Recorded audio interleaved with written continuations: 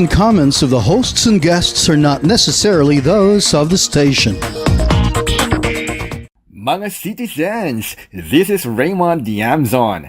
Tara na sa Chit-Chat City, ang weekly tambayan ninyo where we can talk about entertaining, educational, and empowering stories kasama ang iba't ibang panauhin. See you live every Saturday 3 to 4 p.m. dito lamang sa DZRJ 8:10 a.m. Radio Bandido TV.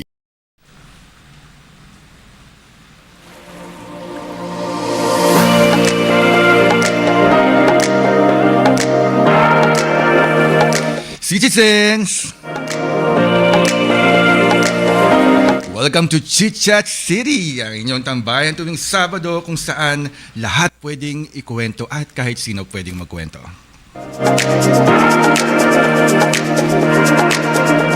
Ito po si Raymond Diamzon, live na live mula sa Makati City.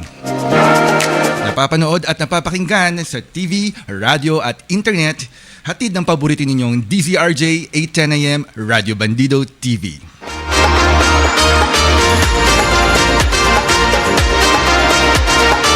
Today is February 8, 2025 at ang ating oras ay 3:06 p.m.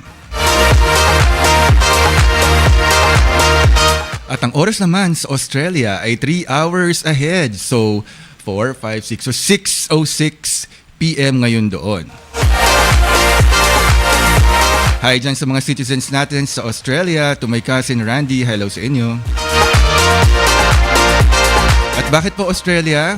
Well, meron po tayong special guest later. Darating siya mula sa Land Down Under. And bitinin ko po muna kayo dyan at tayo ay magkwentuhan muna, ha?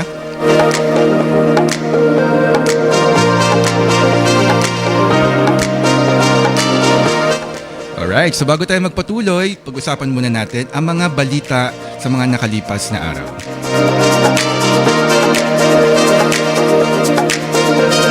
Sa local news, mariing sinabi ni Pangulong Bongbong Marcos na walang magagawa ang Senado kundi isulong na agad ang impeachment trial pagkatapos nitong matanggap ang articles of impeachment mula sa Kamara. Nitong nakaraang press briefing niya noong February 6, sinabi ng Pangulo na kung hindi paaandarin ng Senado ang proseso, magiging delinkwente sila sa kanilang tungkulin. Binanggit niya na kung sakaling hilingin sa kanya ng Senado na magkaroon ng special session para maisulong ang impeachment, ito ay kanyang papayagan.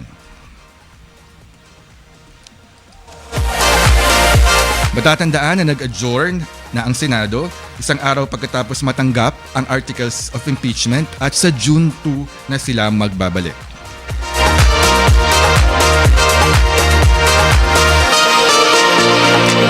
Sa international news naman,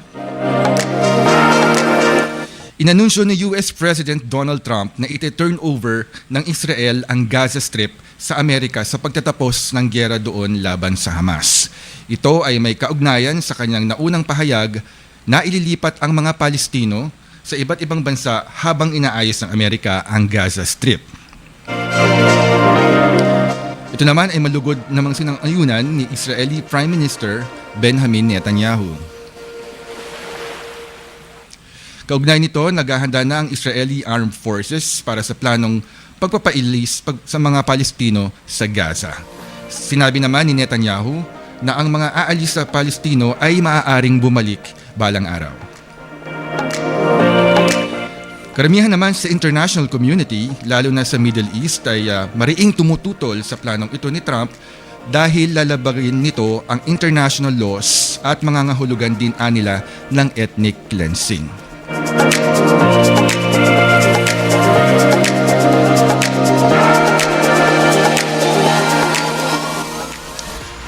Alright, so alam naman po natin, no, mga citizens, kung ano yung mga nangyari na nung nakaraang linggo. Ito po ay may kaugnayan.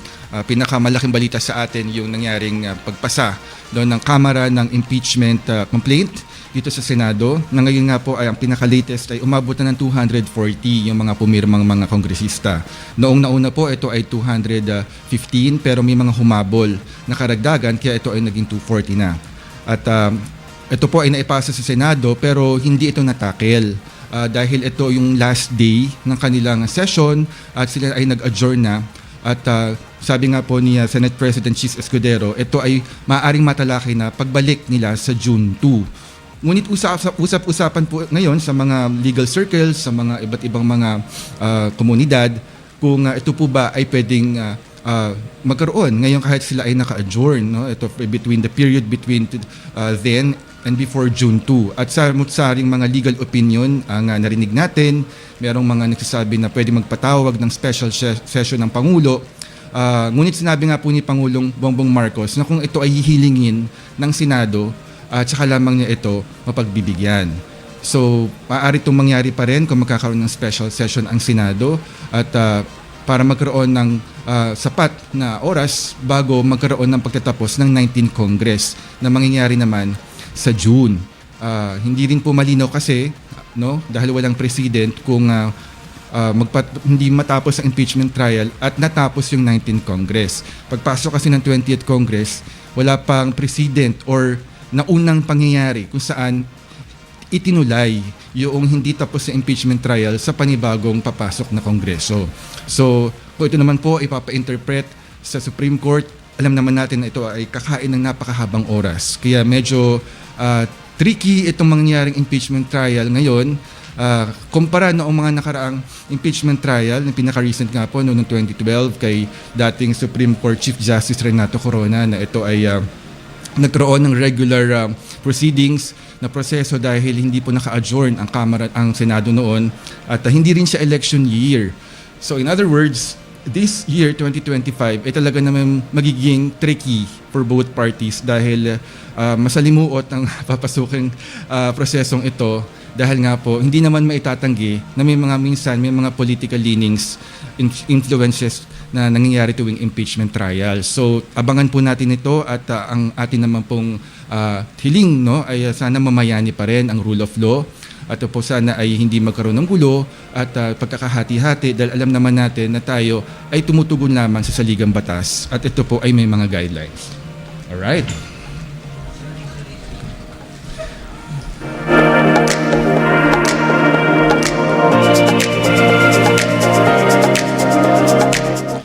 As we continue exploring #ThatKindOfLove episode series this Love Month, let's talk about love for our shared home, Mother Earth.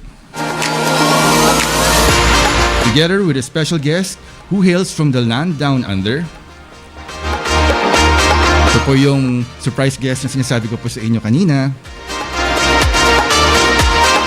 Studying journalism, creative writing, and publishing, she pursues a dream of becoming an environmental journalist, where she aims to use her voice and platform to propagate her advocacies in animal conservation, responsible clothing choices, and many others. So, ayan mga citizens, mukhang mapapasabak ako sa English nito kasi first time tayo magkakaroon ng bisita na English speaking, of course, kasi she's an Australian and she's an international beauty pageant titleist, no? She's an ambassador of the environment. Tayo po ay talagang honored to have her in our show. Okay. Siya po ay nagsusuot ng kanyang corona. Ayan, medyo may clue na ba kayo?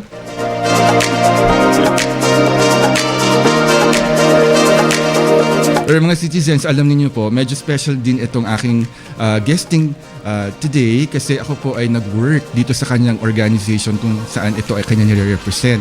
I worked here, naku, ayoko na ibuko yung edad ko, pero that was like 2008 and 2009 during the reign of our very own Philippine Scarlett Henry who won our first title, no, sa international pageant na ito. At nasundan naman ng another lady from Brazil, si Larissa Ramos. At ang kanilang advocacy nga ay to promote, conserve the environment. Alright, ladies and gentlemen, please welcome the reigning Miss Earth 2024 from Australia, Jessica Lane.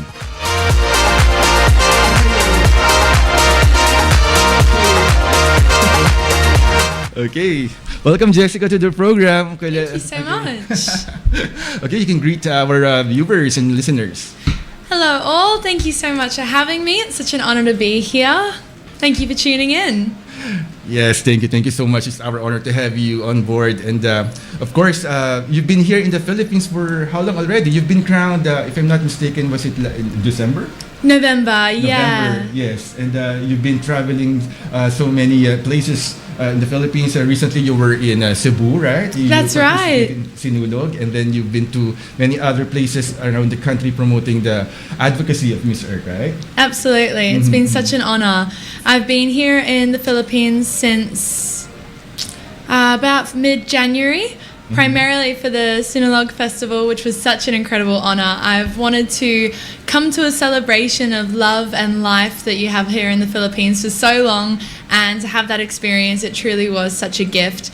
And I've just been exploring around the Philippines a little bit, doing some school tours and some environmental activities, and it's been so much fun. All right. So before we talk about the Miss Earth, your reign, the highlights of the pageant, let's talk about your origin, right? From your childhood dreams. Let's go back to the time when you were still in Australia, dreaming big dreams for yourself. Where in Australia where did you come from? I come from the Sunshine Coast, Queensland. Queensland. Yeah, that's right. It's a very environmental neck of the woods. I often, when I have Zoom interviews or online interviews, or even just like a press conference on my computer, I have it in my backyard because I love to show people that little bit of Australia, because where I live is the middle of a rainforest. So I'm surrounded by tropical birds and beautiful animals, and I love to give people even just that little glimpse of what Australia has to offer from a biodiverse point of view. Yeah, and Australia is one of the richest countries in terms of biodiversity. You have all the animals, all the flora and fauna there. In fact, I've been reading a lot of news from online where exotic animals like giant spiders and all these things are in Australia. But you were exposed to the environment at a very young age. So talk about your growing up years as a child, growing up in Queensland and surrounded by the environment, and then eventually pursuing a career in environment advocacy. What was life back there? Yeah, well, growing up, I was constantly surrounded by nature, and it was my home. It is my home. It's part of who I am and my inherent being. I don't believe that I had a choice in caring about the environment, because from as young as I can remember, I'd spend all my time at the beach, in the surf, in the forest, finding waterfalls and being friends with nature's animals and wildlife. One of my fondest memories is probably being around 8 years old and going to a tropical island near where I live, meeting a pod of dolphins, including a baby dolphin, and playing splash tiggy with it. I'd splash the dolphin splashed me. It was so much fun. It felt like something out of a Disney movie. And the next day, that very same dolphin came up to me at the beach, and I felt such a deep connection. It remembered me, you know, and I feel as though if everyone had an opportunity like that when they're young to really immerse themselves in nature and become friends with all of its creatures, then they would want to protect it as much as I do. So that's actually a good reminder to our viewers and listeners that there is no bad animal, right? Every animal contributes to the ecosystem, and every animal has characteristic that is helpful to the environment. Absolutely. And, you don't look at them like, oh, they're gonna bite us, or they're gonna be dangerous and pests and all, right? They all have their role in the ecosystem. Absolutely. And then you pursue the career in journalism, creative writing, and publishing, right? So is it just ongoing? Yes, I'm still studying. I've pulled back to part-time this year to focus on my Miss Earth duties, but I returned to university only a few days after I get back to Australia. So it's going to be a very busy year. I'm so excited. So in other words, this setup is very familiar to you. Yes, that's right. I actually worked as a national TV news journalist for a year, so I'm quite familiar with being on your side of the table. So I'm going to leave now and you take over. I'll ask myself the questions. Okay. All right. So, but before that, you have this, the world's greatest shame. Yes, that's right. What's it about? So when I was growing up, I feel as though everyone knows someone who's been affected by cancer. Yeah. It's heartbreaking, and it's something that we all know to be true, and it disrupts lives, it tears apart families, and my whole life I've been, I wouldn't say sensitive, but a bit emotional towards other people and their strifes. It's a large part of why I became a journalist and why I'm doing Miss Earth, is because I have often, for as long as I can remember, gotten emotional about issues, whether it be climate change or someone else who is sick. And if I couldn't do something about it, it would just eat me up inside. I've always wanted to help people and to help the environment and to do what I could to make a difference. And the more I learnt about cancer and this sickness that affects so many people, the more I realized we all have the ability to create change, to fundraise, to do our part to help someone in need.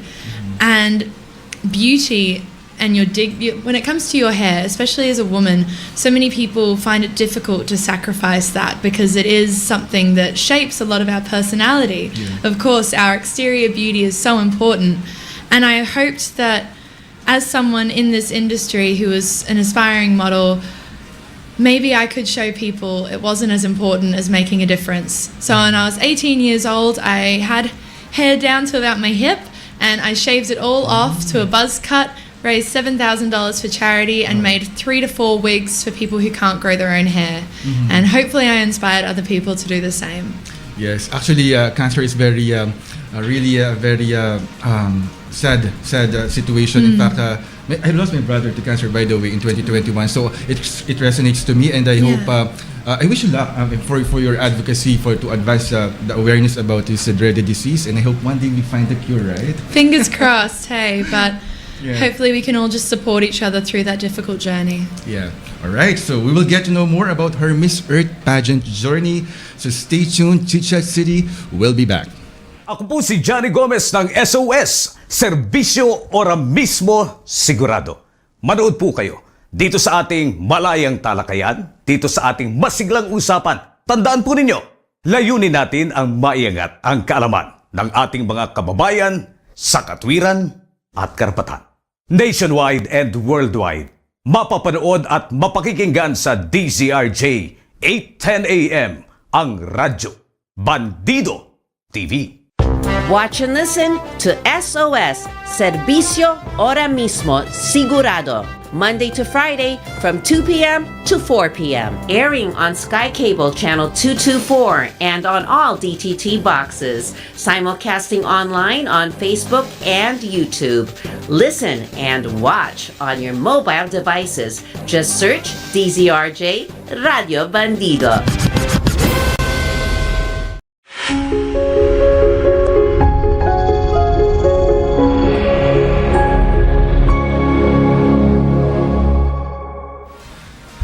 Okay. So early on, we were talking about Jessica's life story back in Australia, how she grew up, her advocacies, and all the things that contributed to her as an adult and pursuing now that she's crowned Miss Earth. So, but winning this pageant is not a joke. It's not easy. It's really one of the hardest competitions to win. I should know because I've been there in the past and I saw how all the ladies were so competitive and so really serious with their advocacies. So, Jessica, so when you joined Miss Earth, what motivated you to join the pageant back in Australia, and why Miss Earth? Well, it was a bit of a funny story, actually. So I'm an aspiring environmental journalist. It's my life's mission to raise awareness for environmental conservation and to inspire people to make a difference themselves. And something I've realized over the years through my journalism is the impact of fast fashion. If each person chooses sustainable fashion rather than fast fashion, we can significantly reduce CO2 emissions, as fast fashion is responsible for more than 10% of the world's greenhouse gas emissions. And I didn't just want to talk the talk when I discussed this topic, I wanted to walk the walk as well. So back in Australia, I became a sustainable fashion model, only wearing and representing sustainable brands and fabrics and designs. Through this and my, I guess, strength in not wavering my beliefs and only supporting sustainable fashion, Miss Earth Australia noticed me and they reached out to me and asked if I wanted to participate. I thought, why not? Give it a go, because what an incredible opportunity to meet like-minded women, build a community of people who want to make a difference in the environmental sector, and have the opportunity to stand up on a stage and hopefully inspire at least one person in that crowd. That was back in August 2023, and one thing led to another. I won the competition, made an incredible group of friends, and came over here to compete in the Philippines. And that was the journey of a lifetime. It was unlike anything I'd ever experienced, and if I could go back and do it all again, I'd do it in a heartbeat. It was such an incredible opportunity. I truly loved it and made so many good friends, and we really did. It was a 3-week competition, and we really did create change. We went to so many schools, and in one school I actually had a group of students message me afterwards saying, "Thank you so much for discussing what we could do to make a difference," because we had no idea how devastating fast fashion was on our environment. And now those students are going to go out there, grow their circle of influence, and hopefully create a greener tomorrow. It was truly such a gift. Was this your first time to participate in such an international event? Yes, it was my first time representing Australia, my first time in an international pageant. It was the opportunity of a lifetime. And you were able to use this as a platform to voice out your advocacies, right? Starting from nature, from everything that your heart is close to, right? Absolutely. It was actually a bit of a difficult journey refining my advocacy because, as I mentioned, my entire life I've had the same goal, the same purpose, and that was to be an environmental advocate. But I wanted it to resonate with people and show them that they could make a difference.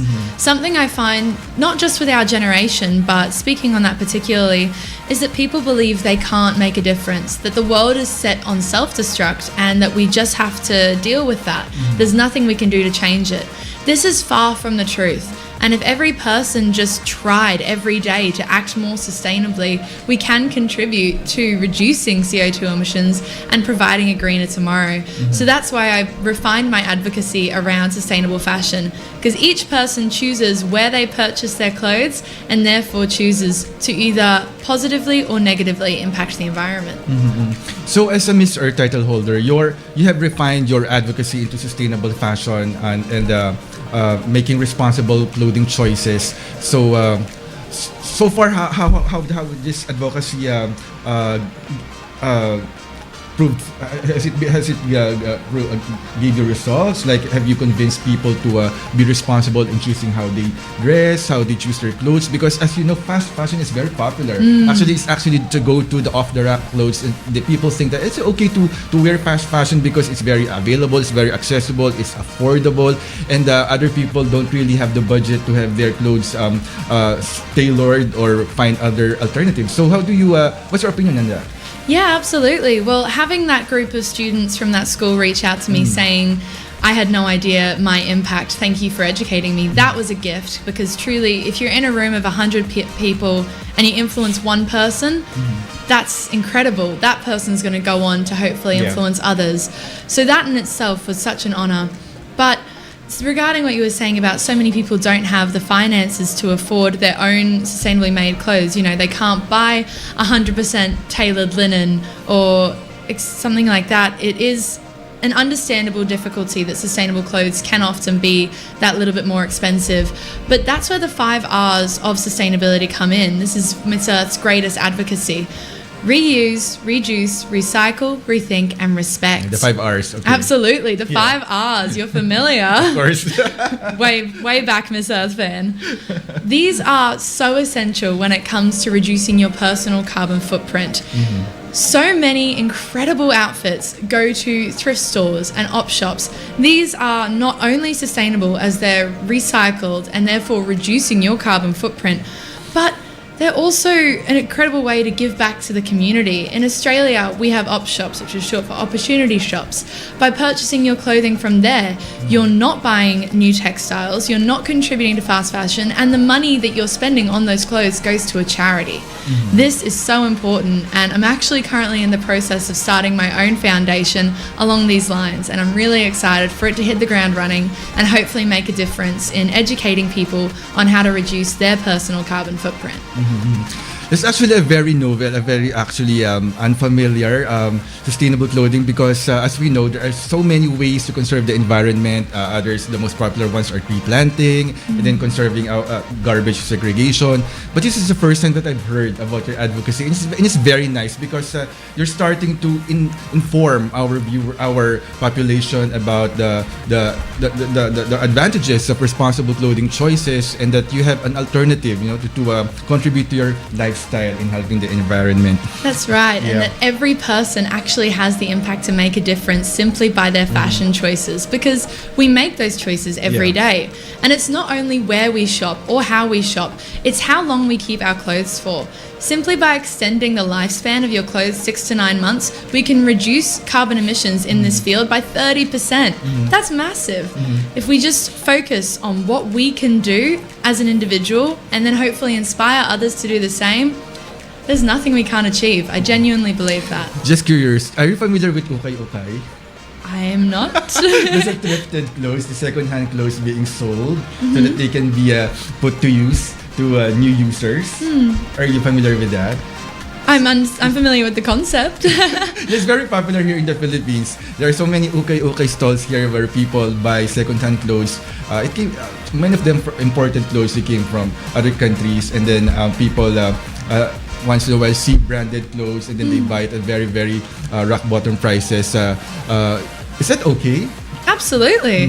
Of course, anything recycled, and if it's within your budget and your frame, people shouldn't limit themselves to Shein, for example, because it's cheap, but then they go out and they wear that outfit one time and throw it in the garbage. It's going to landfill. It's contributing massive amounts of CO2 emissions simply through production, not to mention the unfair labor. It's really quite devastating when you get into it. So if these stores are promoting reducing, reusing, recycling at a cost-effective option, I think that's fantastic. Yes, actually, there are so many live sellers. They in their TikTok and Facebook Live, they sell their ukay-ukay or second-hand clothes. It's very popular here in the Philippines, and so I must say we're on the right track towards our advocacy. But I'm kind of guilty because I'm an impulsive buyer. I like clothes. I like to buy so many clothes, and most of them are just there in the closet, but there is still the price tags on. And so I need to follow you and just be, buy what I need, right? And anything in excess is luxury and unnecessary. Okay, you were talking about your Miss Earth right after winning the title. So what places did you go to? What activities did you engage in so far as a Miss Earth? Well, immediately after I won, I was so grateful to have a couple of days to spend with my family. I saw you had the little photo come up before of me and my family. They flew you can say hi to them. Love you guys. I'm so blessed to have a supportive family, and I think a support network, especially when you're going through something like this. It was the most incredible experience, but obviously it was a long duration of competition. So having their love and support meant the world to me. So I was very grateful to go and explore Palawan with them for a little while, immerse myself back in nature. I think I have a little bit of an addiction to the environment, and I was suffering withdrawals by the end. So having the chance to have a good snorkel, hang out in the forest, that was a blessing. And then immediately... That's the last frontier of the Philippines, Palawan. So you enjoyed it terribly, right? It was beautiful. I have a lot more exploring to do. So if you have any recommendations, let me know.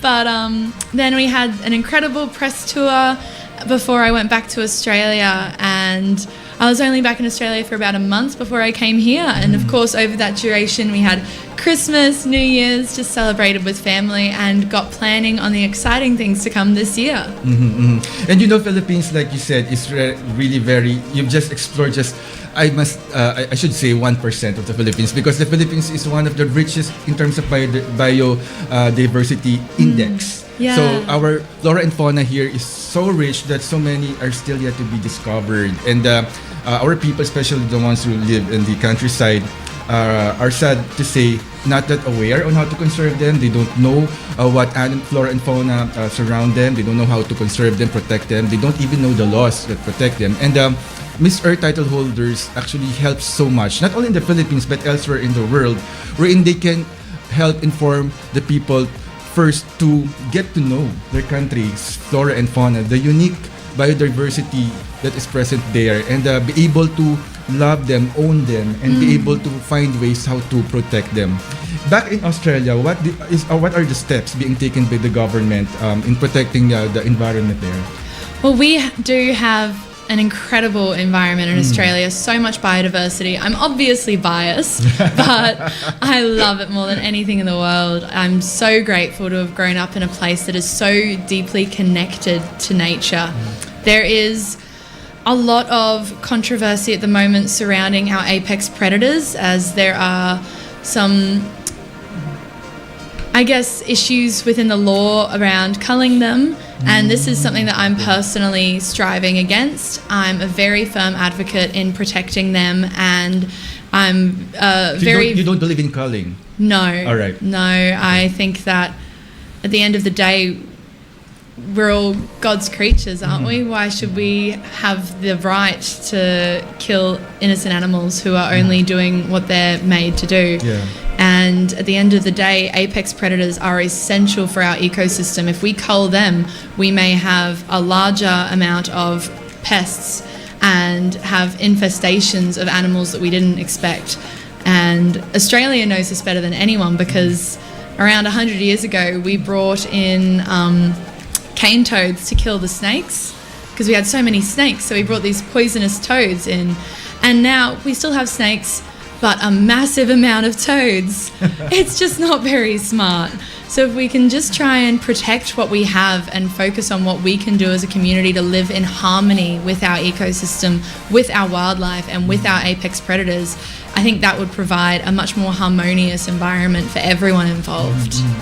So you believe in striking a balance in the ecosystem by preserving the apex predators because they have roles to do, and you don't believe in importing other animals to help control it, because you believe that in every area there is a share of predators and prey that put ecosystem to balance, right? Absolutely.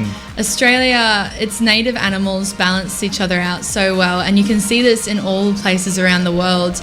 And so frequently when you import animals, they don't belong in that environment, and it can have side effects. It can have results that the people may not have intended. So I just hope that with time, this is something I'm certainly advocating for, but it's not new. People have been advocating for this for decades. But I hope that one of these days, especially governing bodies, learn to live harmoniously with our apex predators, with our marine life, with our ecosystems, and hopefully just provide that more harmonious natural balance within the ecosystem. I love talking about this because I love animals, by the way. I'm an animal welfare advocate, but I'm a frustrated vegan because are you a vegan? Are you a plant-based? I'd like to be. I'm on the journey. I was vegetarian for quite some time, and I didn't do it smart. You need to ensure that you protect your body and get all the iron and nutrients that you need. Exactly. And I did not do that. Yeah. So one day soon. We're the same because Yeah. when I jumped into it right away, I developed an allergy, and then my friend told me, you need to prepare first. You have to know your blood type first before you go into it. But it's sustainable. Here in the Philippines, a plant-based lifestyle is getting ground, and in fact, my friend is more and more restaurants are catering to the plant-based audience and consumers. And going back to the animals in Australia, you believe that we the people are not are the invaders to their habitat, because many thoughts in our policymakers displace the animals to make room for people for subdivisions, for they clear out the forest because they think that they're on the way, and so the animals stray into the highways, and then they get hit, and then they go to the urban areas, and then they are shot because they don't have other places to go. So what's your opinion on that? It's a very difficult topic to discuss, isn't it? Because we as people, we need room to grow, we need infrastructure, we need resources, and having options to continue that lifestyle is fantastic. But I'm a very firm believer that our profit, our gain should never come at the harm of our environment, that there is always options to preserve our ecosystem whilst maintaining harmonious balance and growth within our personal communities. And it is very difficult, but certainly achievable. The concern primarily is that often the easy option is the one that harms the environment.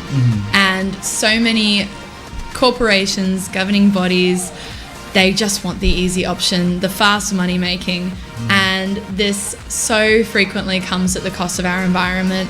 I think that we just need to have a firm voice in all countries around the world, in all communities, that says no, because it will have such dire effects for our environment, and that there are so many other options. There constantly is a second choice that does not come at the harm of our environment.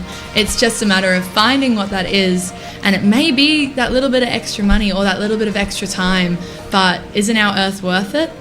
I think so.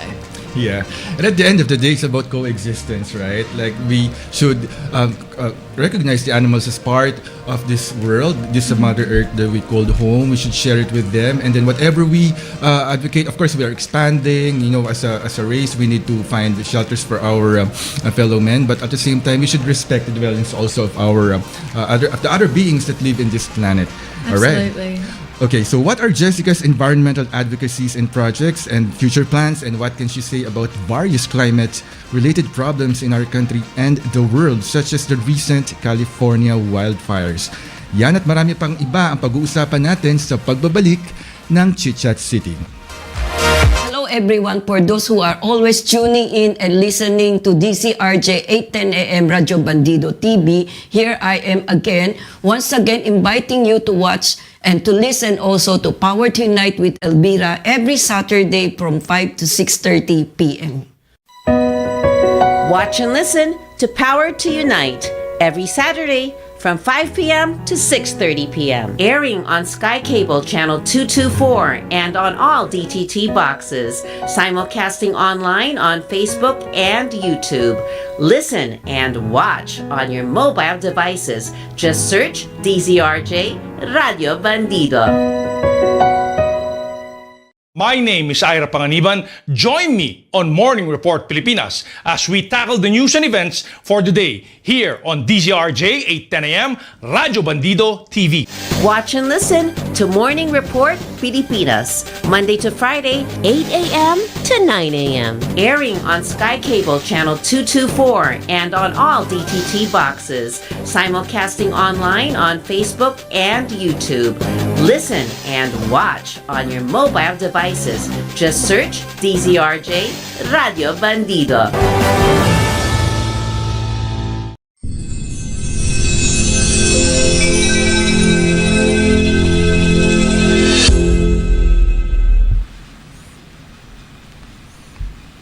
All right.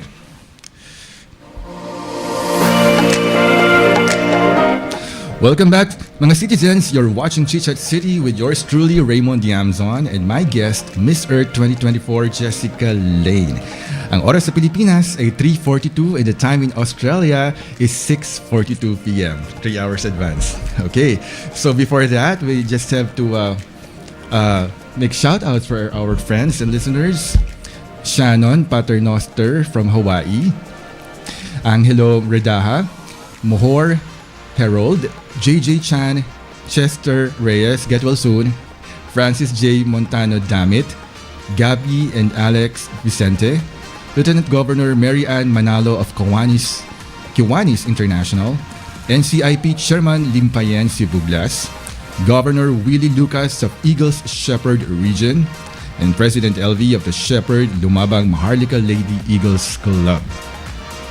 Also to of course Francis Damit, and thank you very much. Do you have a shout out, Jessica? Shout out to all the amazing Miss Earth fans. I've been so grateful for your love and support, especially during this journey around the Philippines. I've had the opportunity to meet many of you, and I know I'll meet a lot more of you soon. And I cannot wait. Love you all. Thank you for the love. Yeah, shout out also to Tita Lorraine Shook, Tita Ramon Monzon, and all our friends there, Tita Pichi Veneracion, all our friends there in Carousel Productions. Hello po sa inyo.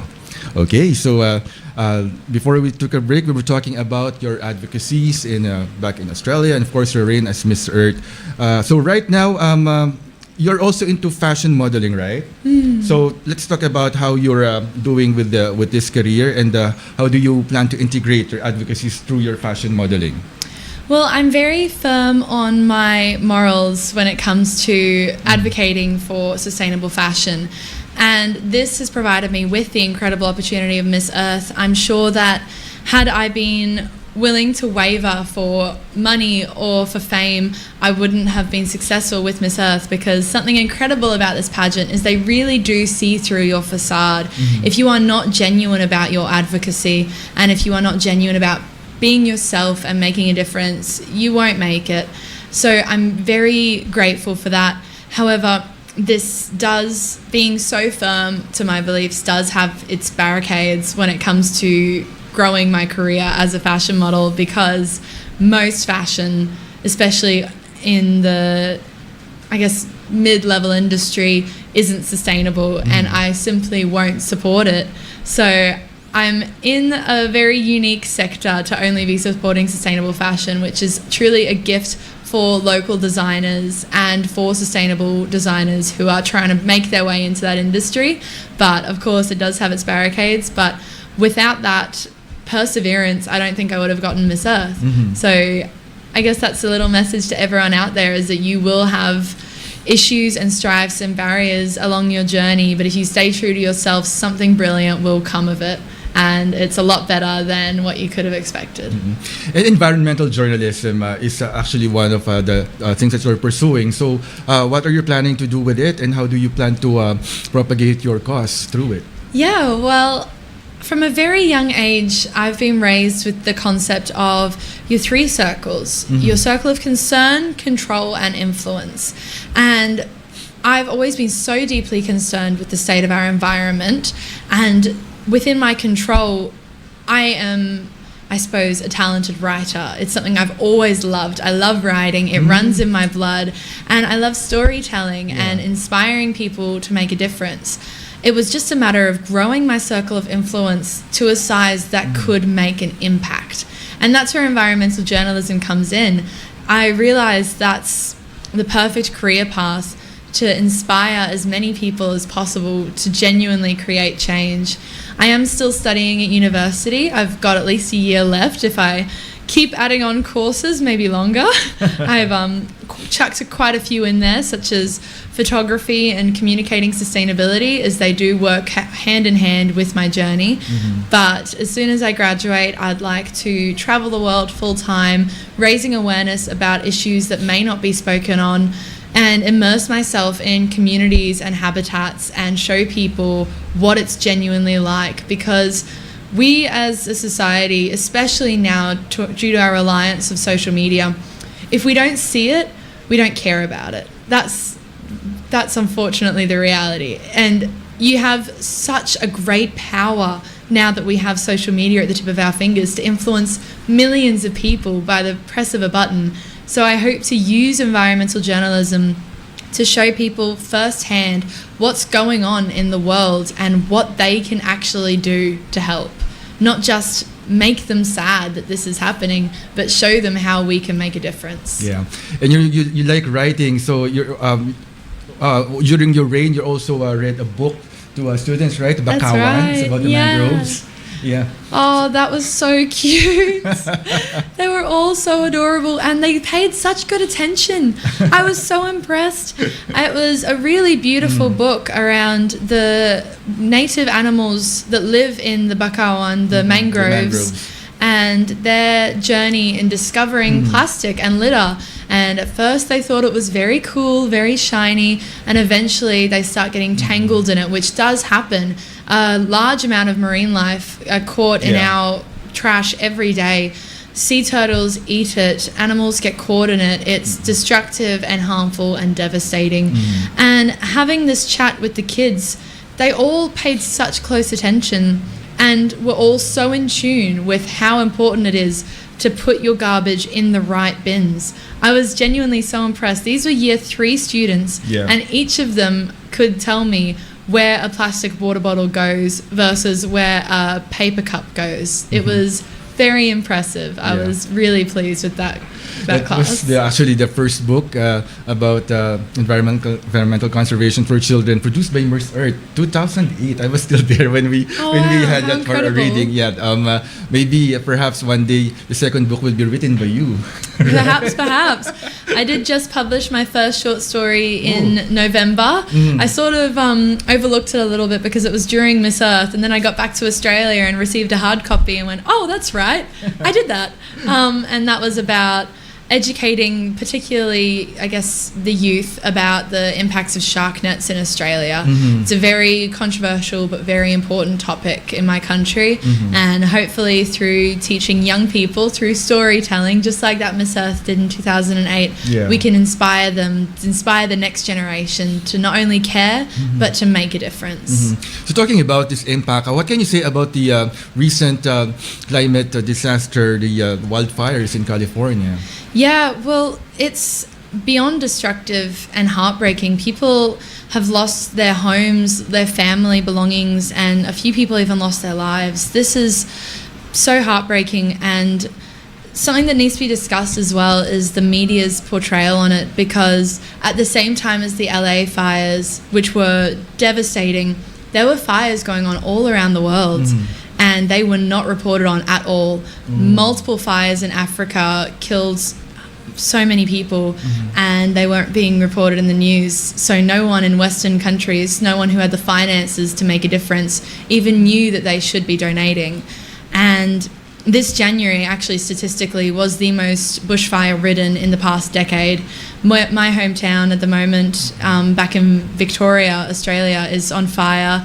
And I have friends who work in an animal refuge that are having to evacuate, let the baby kangaroos go out into the wild because they stand a better chance of escaping the fires that way than they would alternatively.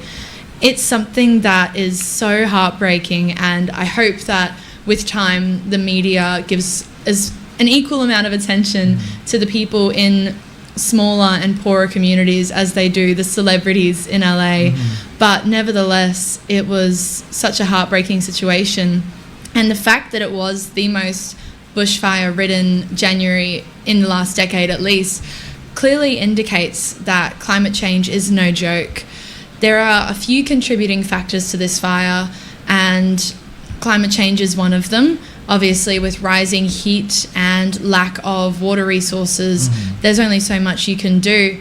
But it is also a large contributor is people, and we need to continue the conversation when it comes to dry, hot seasons like this.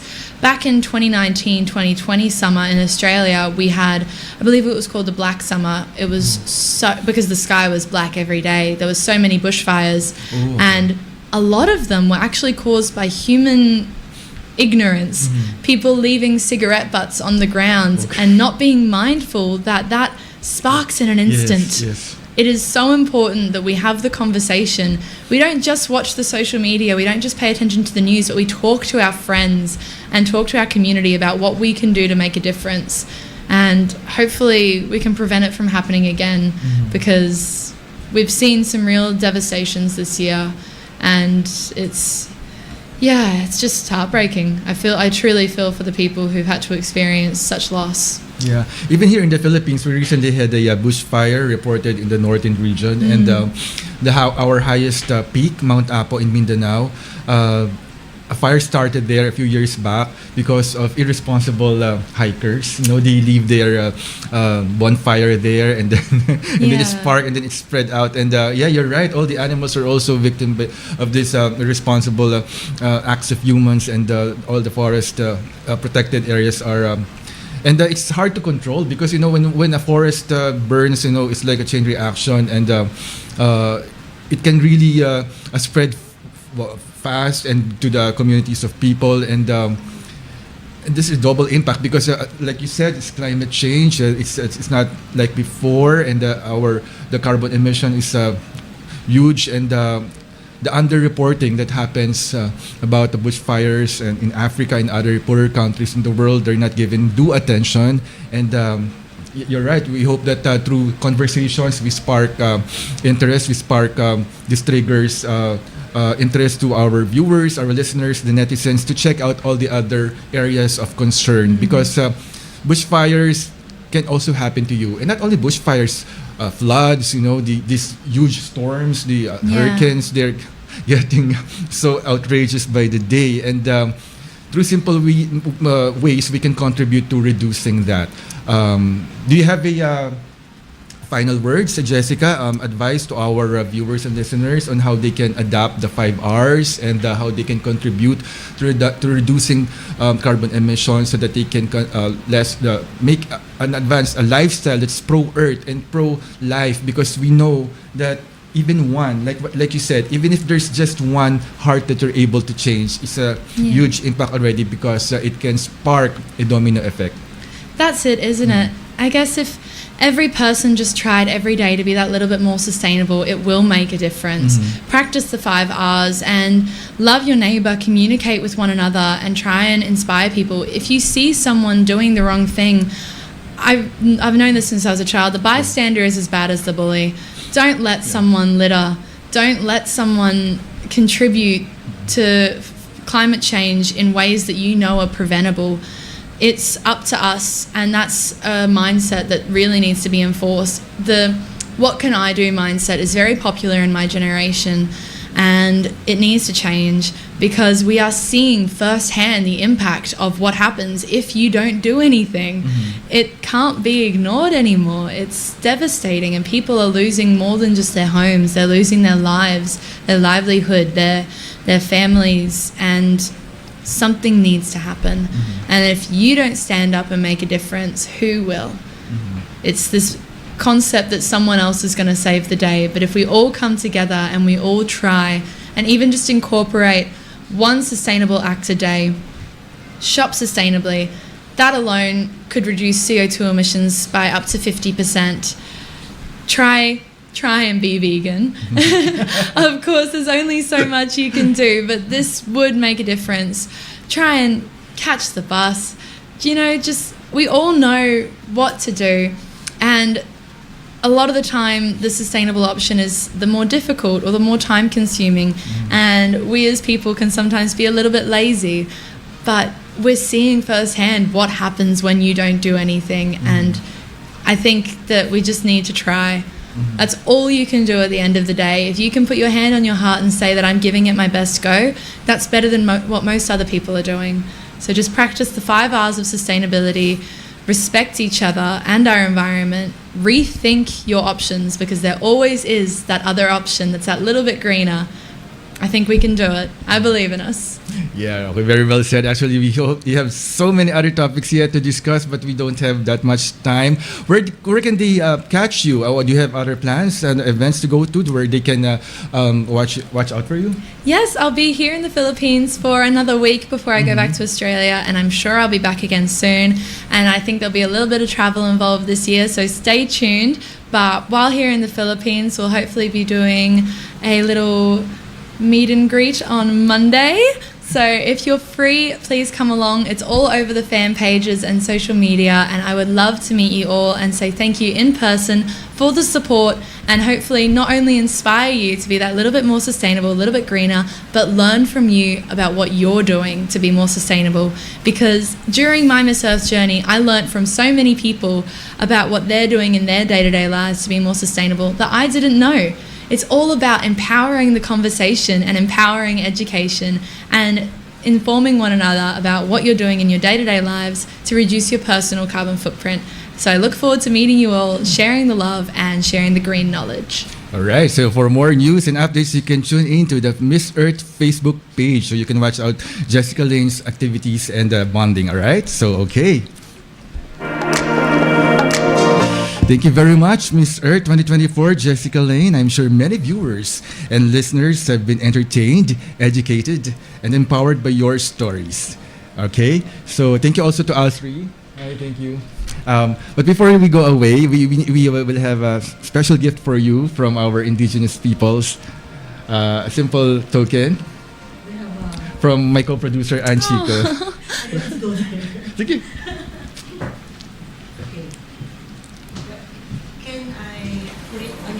Please, thank you so much.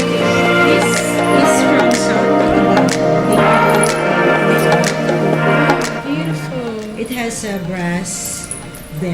which wards off evil, as they say. So this is a protection for you. Thank you Alright. so much. Oh my goodness. So, our simple It's beautiful. remembrance. Okay, maraming salamat din sa aking co-producer, Miss Ann Chico of Mariana's Momentous Events Management, at sa ating kabandido, AJ Austria, mula naman sa ating studio. Ang oras sa Pilipinas ay 3:59 p.m. Citizens, tambay ulit kayo dito sa Chitchat City next Saturday, 3 p.m. dito lamang sa paborito ninyong DZRJ 810 AM Radio Bandido TV. Susunod na po ang Salimasa, hosted by Mr. Sonny Illustre. This is Raymond Diamzon, wishing you an awesome weekend. Cheers! Cheers.